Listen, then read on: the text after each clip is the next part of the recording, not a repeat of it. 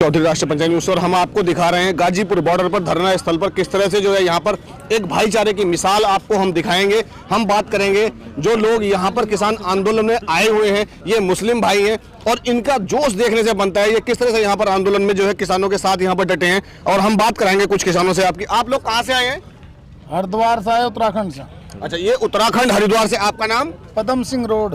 अच्छा, पदम सिंह रोड। अच्छा, आप प्रदेश अध्यक्ष हैं? अच्छा जी, ये लोग सब आपके, ये लोग जो है सब आप ही के साथ हैं? हमारे साथी हैं, सब किसान। अच्छा, आप कुछ बताएंगे अपने बारे में? मुफ्ती राशिद, उत्तराखंड से आया हूँ मैं भी। अच्छा, ये मुफ्ती राशिद जी हैं जो यहाँ पर उत्तराखंड से आए हुए हैं। और आप कितने टाइम से यहाँ पर हैं? वैसे तो हम आते हैं चले जाते हैं, हमारा पूरा सहयोग है क्योंकि हम खुद किसान हैं। हम किसान के लिए हर एक तरह की कुर्बानी देने के लिए तैयार है। जो भी कुछ हमसे बन सकेगा, जान से, माल से, वक्त से, जब तक ये तीनों बिल वापस नहीं होंगे और एमएसपी पे कोई कानून नहीं बनेगा जिससे किसान संतुष्ट हो सके, हम यहाँ से जाने वाले नहीं हैं। यानी कि किसानों का यहाँ कहना है धरना स्थल पर कि जब तक ये कृषि कानून वापस नहीं होते तब तक हम किसानों के, सभी किसान भाइयों के साथ हैं। यानी कि यहाँ पर कोई हिंदू, मुस्लिम, सिख, ईसाई बनकर नहीं है, यहाँ पर सब किसान हैं और किसानों के साथ मिलकर कंधे से कंधा मिलाकर चलने को सभी लोग तैयार हैं। और कुछ अपने बारे में आप बताना चाहेंगे? कुछ प्रधान जी बताओ, आप कुछ पूछिए जी। जैसे कि ये अभी सुप्रीम कोर्ट ने कानूनों पर रोक लगाई है और अभी 10वें दौर की लगभग वार्ताएं भी हो चुकी हैं सरकार और किसानों के बीच में, और 19 तारीख को फिर वार्ता है। तो क्या समाधान निकलने की उम्मीद है आपकी नजर में? सरकार की नीयत में खोट है, कोई समाधान नहीं निकलने का और किसान इस बार आर पार की लड़ाई लड़ेगा। और आज तक किसानों के हित में जो भी कानून बने हुए हैं, एक कानून है किसान का अगर जो 14 दिन बाद पेमेंट नहीं होता तो उस पर उसका ब्याज सहित उसको पेमेंट करना होता है। लेकिन जब से देश आज़ाद हुआ है आज तक किसी भी मिल ने, ब्याज तो बहुत दूर की बात है, असल भी टाइम पे दिया, 3-3, 4-4 साल का पैसा रुका हुआ है और अब तक गन्ने की इन्होंने घोषणा नहीं करी रेट की। और इस साल का तो गन्ने का एक भी पैसा नहीं दिया, पिछले 3 साल के गन्ने का पेमेंट रुका है। और किसानों के बिजली के बिल काटे जा रहे हैं गाँव में, उनसे वसूली करी जा रही है बैंक द्वारा। और जबकि किसान कहाँ से पैसा देगा? जो किसान का पैसा गन्ने का है, फसल का है, जब सरकार वो नहीं दे रही टाइम पे तो किसान कहाँ से पैसा देगा? और जो कानून बना हुआ है अब तक उसे कानून को तो लागू कर दे मोदी जी। अगर जो पिछली किसी सरकार ने नहीं करा अब तक जितनी भी सरकारें बनी है और मोदी जी की नीयत साफ है, तो कम से कम ये बिल पास कर दे। 7-8 हजार करोड़ रुपए ब्याज का बकाया है किसानों का और कई सौ करोड़ रुपया गन्ने का भुगतान का सरकारी मिलों पे भी और प्राइवेट मिलों पे भी, सब पे बकाया। और किसान इतना परेशान है कि आज वो अपने खेत की जो उसकी फसल है 7 महीने पहले कह रही कि कानून बन गया था और आज मुंजी 700 या 400 या 800 रुपए बिकी है गाँव में, जो 3000 रुपए बिकती थी। कहाँ दुगनी हो रही थी, कहाँ पहले से भी चौथाई हो गया उसका रेट। तो बताओ कौन जिम्मेदार है इसके लिए? किसान तो बिल्कुल बहुत मजबूरी में यहाँ आ रखा है। पश्चिमी उत्तर प्रदेश और उत्तराखंड के किसानों की सबसे बड़ी समस्या जो है गन्ना भुगतान, जो कि पिछले साल का भी अभी तक नहीं हो पाया, नए साल का तो क्या होगा। हाँ, 17, 18, 19 का भी बकाया है। और दूसरी बात, अभी तक किसी पर्ची पर रेट अंकित नहीं है, यानी कि किसान को यही नहीं पता कि मैं जो अपनी फसल बेच रहा हूँ उसका भाव क्या है। किसान उत्तराखंड के अंदर जितनी भी चीनी मिल है उन पर 4 साल का बकाया है गन्ने का। अब तक कोई उनका किसान का बकाया नहीं दिया गया। और अब तक जो मोदी जी कह रहे हैं कि किसान की आय दुगनी होगी, 4 साल से सुनो भाई, 4 साल से गन्ने पर कोई पैसा नहीं बढ़ाया, कैसे आय दुगनी हो जाएगी? ये सरकार बरगला रही है, मोदी जी सब देश को बरगला रहे हैं। हमें ये कहना है, हम किसान की मांग हमारी है, एक तो एमएसपी पर ये कानून बनाओ, एमएसपी पर। और दूसरी बात ये है कि जो ये हमारा जो गन्ना है उस पर पैसे बढ़ाए जा और हमारा पेमेंट कराया जा। हमारी समझ में ये नहीं बात आ रही कि इन्होंने अब तक ये काले कानून वापस क्यों नहीं लिए? जब किसान ये कह रहा है कि हमें ये कानून नहीं चाहिए तो क्यों नहीं वापस ले रहे भाई?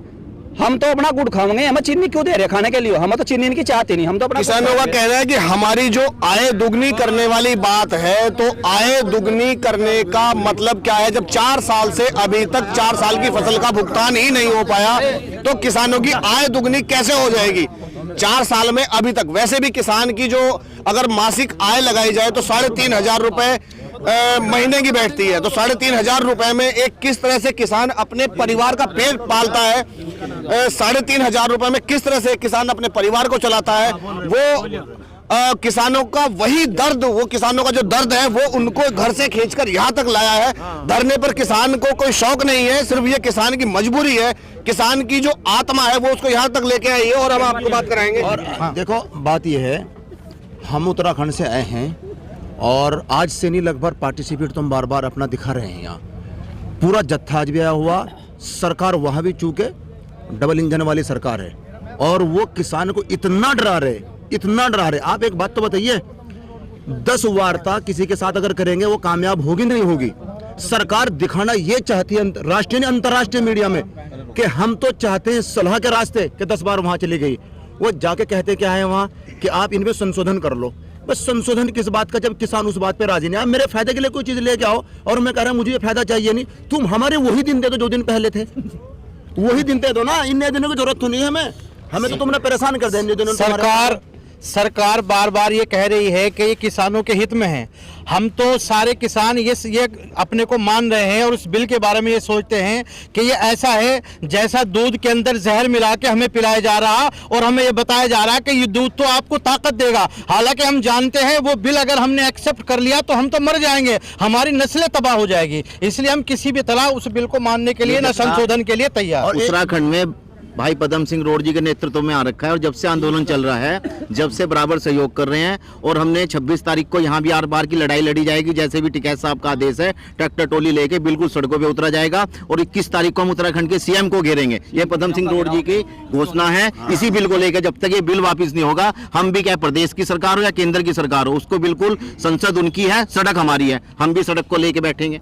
किसानों का कहना है कि सरकार अगर हमारा हित चाहती है और हमारे हित में बिल लाई है, लेकिन हमें अपने हित में जो चाहिए वो हमें क्यों नहीं मिल रहा, जो किसान को चाहिए वो क्यों नहीं दिया जा रहा, और जो हित बताया जा रहा है। फिलहाल किसान किसी भी सूरत में बिल का समर्थन करने को तैयार नहीं है और बिल वापसी से पहले घर जाने को तैयार नहीं है। जी, आप कुछ कहना चाह रहे हैं? हाँ, कहना चाहते हैं जी, मैं बताएं। मैंने पकड़ा, आप बोलिए। हिंदू, मुसलमान, सिख, ईसाई, किसान सब एक हैं हम। जी जी जी, ये ऐलान करता हूँ। अब सुन लो जी, जरा सी और सुनो प्रधानमंत्री। हाँ, बताओ। ऐसा है, देखिए आप उधर देखिए, बोलिए, मैं सुन रहा, मैं लगा। ऐसा है, प्रधानमंत्री जी को बदतमीज तो बोलूंगा नहीं जी जी, पर इससे बड़ा घटिया या इससे बड़ा बेकार दुनिया में हमने कोई प्रधानमंत्री आज तक देखा नहीं। 70 साल उम्र मेरी है